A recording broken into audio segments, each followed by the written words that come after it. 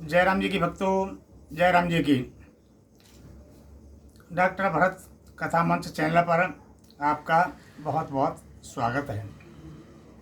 आज की हमारी कथा का जो विषय है, आज हम आपको इस कथा के माध्यम से बताने जा रहे हैं कि गणेश जी का विवाह क्यों हुआ, किसके श्राप के कारण हुआ, किसने श्राप दिया था भगवान गणेश को, जिसके कारण उनको विवाह करना पड़ा।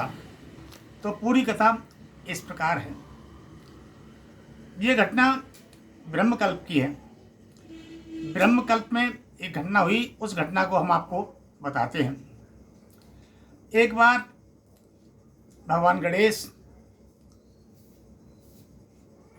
बद्रिकाश्रम के पास वैसे ही भ्रमण करते हुए पहुंच जाते हैं।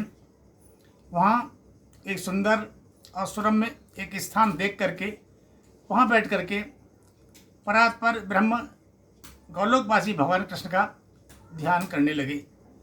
वैसे तो आपको हम ये बता दें कि भगवान गणेश भी परात्पर ब्रह्म परमात्मा भगवान श्री कृष्ण जो गोलोक में निवास करते हैं, ब्रह्म साकार रूप जो उनका है, भगवान कृष्ण का है, उनके अवतार हैं गणेश जी। तो बद्रिकाश्रम के पास जाकर के एक सुरम्य स्थान पर बैठ करके भगवान गणेश भगवान कृष्ण का ध्यान करने लगे। और वहाँ से कुछ ही दूरी पर पास में ही एक कन्या बैठी तपस्या कर रही थी।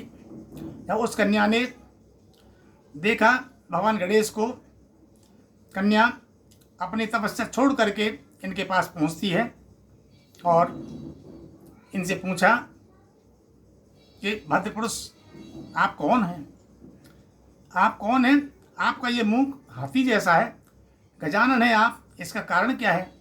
आप माथे पर तिलक, कंठ में मणियों की माला, पीताम्बर धारण किए हुए हैं, इतने सुंदर आप प्रतीत हो रहे हैं, फिर तपस्या करने का आपका क्या अर्थ है? किसके लिए क्यों तपस्या कर रहे हैं? आप कौन है? अपना परिचय दें।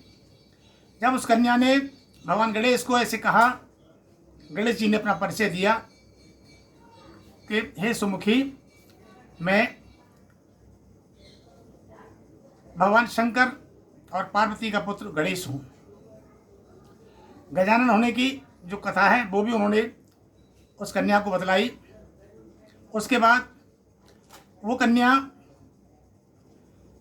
भगवान गणेश के रूप को देखकर उन पर मोहित हो गई और उनका परिचय जानने के पश्चात शांत खड़ी होकर उनकी ओर देखने लगी। तो फिर भगवान गणेश ने पूछा कि हे बनानंदे, मैंने अपना परिचय आपको दिया, अब आप अपना परिचय मुझे दें कि आप कौन हैं और इस वन में तपस्या करने का क्या प्रयोजन है। तब यह सुन करके उस कन्या ने कहा कि मैं धर्मात्मज की कन्या तुलसी हूँ। कहीं पर धर्मात्मज मिलता है तो कहीं पर धर्मध्वज भी मिलता है, कहीं धर्म की पुत्री मिलता है लिखा। मैं धर्मात्मज की कन्या तुलसी हूँ और मैं पति प्राप्त करने के लिए कठिन तपस्या कर रही हूँ और आप इतने सुंदर हैं, तो मैं चाहती हूँ कि आप ही मुझे पत्नी रूप में स्वीकार करें। तो यह सुनकर के जब विवाह का प्रस्ताव रखा, तुलसी ने गणेश जी से, गणेश ने कहा कि देवी क्षमा करें, मेरी विवाह करने में कोई रुचि नहीं है, मैं विवाह करना नहीं चाहता। विवाह अनेक झंझटों की, अनेक दुखों का कारण है, इसलिए मैं विवाह नहीं कर सकता। आप अपने विवाह के लिए और कोई पति तलाश कर लें, और कोई पति देख लें, मैं विवाह नहीं कर सकता। यह सुन करके जब तुलसी के प्रस्ताव को गणेश जी ने नहीं माना, ठुकरा दिया, तो क्रोधित होकर के तुलसी ने गणेश जी को श्राप दे दिया कि मैंने अपना विवाह का प्रस्ताव आपके लिए रखा, किंतु मेरे विवाह के प्रस्ताव को आपने ठुकरा दिया, लिहाजा मैं श्राप देती हूँ कि तुमको विवाह करना पड़ेगा, तुम्हारा विवाह होगा, आपको विवाह अवश्य करना पड़ेगा और एक नहीं बल्कि 2 पत्नियाँ होंगी तुम्हारी। यह श्राप तुलसी ने दिया और तुलसी के श्राप को सुन करके भगवान गणेश ने भी तुलसी को श्राप दे दिया कि देवी, तुमने अकारण ही मुझे श्राप दिया है, लिहाजा मैं भी तुम्हें श्राप देता हूँ कि तुमको भी पति के रूप में असुर प्राप्त होगा, तुम्हारा विवाह एक असुर से होगा। जब तुलसी ने ये श्राप सुना तो काफ़ी अनुनय विनय करने गणेश जी की।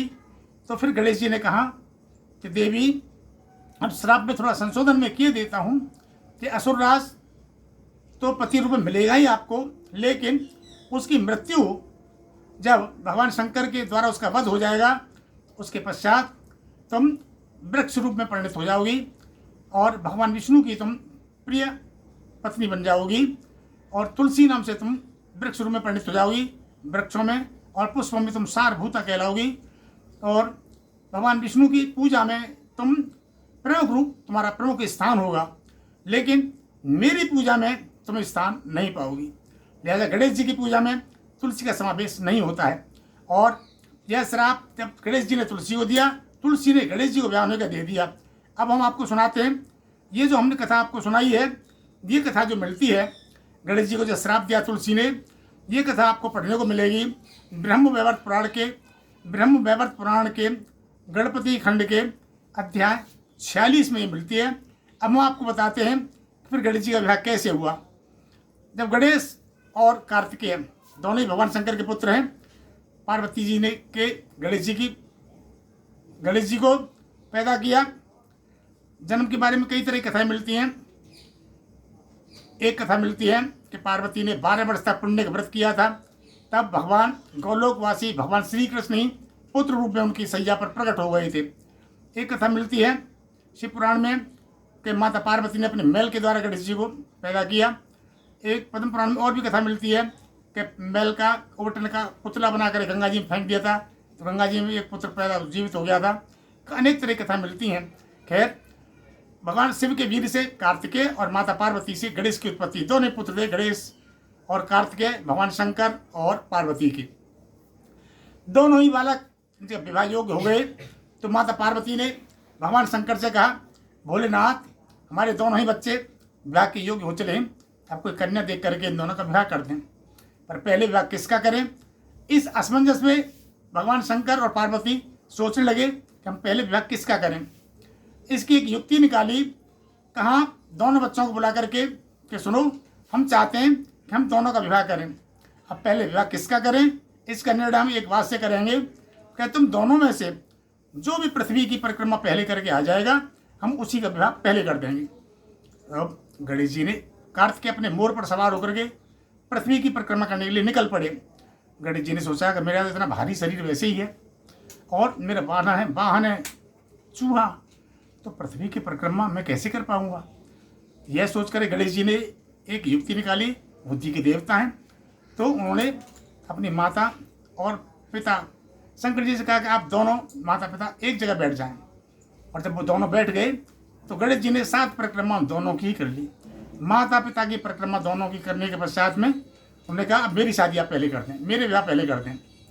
तो भगवान शंकर ने कहा कि ऐसे कैसे होगा, कार्तिकेय पृथ्वी की परिक्रमा करने गए हुए और तुम तो गए ही नहीं, तुम्हारे विवाह में कैसे कर दें।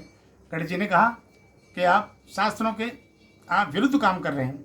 शास्त्रों में कहा है कि माता का जो स्थान है वो पृथ्वी से भी कई गुना ज़्यादा है। पृथ्वी को हम माता कहते हैं और माता तो हमारी माता है ही, तो माता पिता दोनों की मैंने परिक्रमा कर ली तो ये परिक्रमा पृथ्वी आकाश की परिक्रमा हो जाती है। यह सुन करके दोनों ही निरंतर हो गए। पार्वती ने और गणेश जी की बात का समर्थन कर दिया। तो उसी समय विश्वरूप नाम के प्रजापति, जिनके 2 कन्याएं थीं, एक का नाम था सिद्धि और एक का नाम था बुद्धि।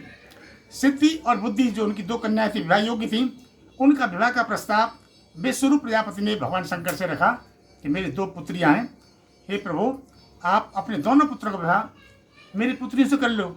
लेकिन भगवान शंकर ने कहा कि हम एक पुत्र का विवाह, पहले हम गणेश जी का विवाह आपकी पुत्रियों से करते हैं। तो बड़ी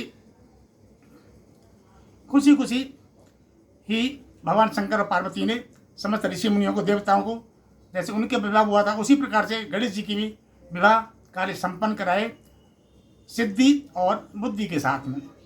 और कुछ कालांतर में कुछ समय पश्चात गणेश जी के उन दोनों पत्नियों से 2 पुत्र भी पैदा हुए, सिद्धि से क्षेम और बुद्धि से लाभ। कहीं पर शुभ लाभ भी कहते हैं, पर वैसे क्षेम और लाभ नाम के 2 पुत्र पैदा हुए। अब पृथ्वी के परिक्रमा करके कार्तिकेय जी वापिस आ रहे थे। जब लौट रहे थे रास्ते में नारद जी से मुलाकात हो गई। नारद जी ने कार्तिकेय से कहा कि कुमार, अब तुम्हारा घर जाने से क्या लाभ है? तुम विवाह के लिए तुमको भेजा था पृथ्वी की परिक्रमा करने के लिए, तुमको वहाँ भेज दिया पृथ्वी की परिक्रमा करने के लिए भगवान शंकर पार्वती ने, और इतने तुम्हारे पीछे उन्होंने गणेश जी का विवाह कर दिया और उनके तो पुत्र भी हो चुके हैं। और जब ये सुना तो कार्तिकेय कैलाश पर पहुँचे। माता पार्वती और भगवान शंकर के चरण स्पर्श करने के उपरांत वो नाराज होकर के घर से चले गए। काफ़ी समझाया भगवान शंकर ने, पार्वती ने, लेकिन वो कार्तिकेय नहीं माने और नाराज होकर के क्रौंच पर्वत पर जाकर के निवास करने लगे। काफ़ी समझाने के बाद जब कुमार कार्तिकेय नहीं लौटे तो भगवान शंकर और पार्वती प्रत्येक अमावस्या को और पूर्णमासी को क्रौंच पर्वत पर जाकर के उनसे मिलते हैं, उनके दर्शन करते हैं। तो इस तरह हुआ गणेश जी का विवाह। तुलसी के श्राप से विवाह उनको करना पड़ा और विश्वरूप प्रजापति की 2 कन्या सिद्धि और बुद्धि के संग उनका विवाह हुआ और 6 और लाभ उनके 2 पुत्र हुए। तो ये कथा जो हमने आपको सुनाई विवाह वाली, ये मिलती है आपके शिव महापुराण के रुद्र संहिता के कुमारखंड में। शिव महापुराण के रुद्र संहिता के कुमारखंड के अंदर अध्याय 20 में ये विवाह जो मैंने आपको बताया है, ये इस विवाह की उनकी कथा मिलती है। तो आज की कथा में बस इतना ही।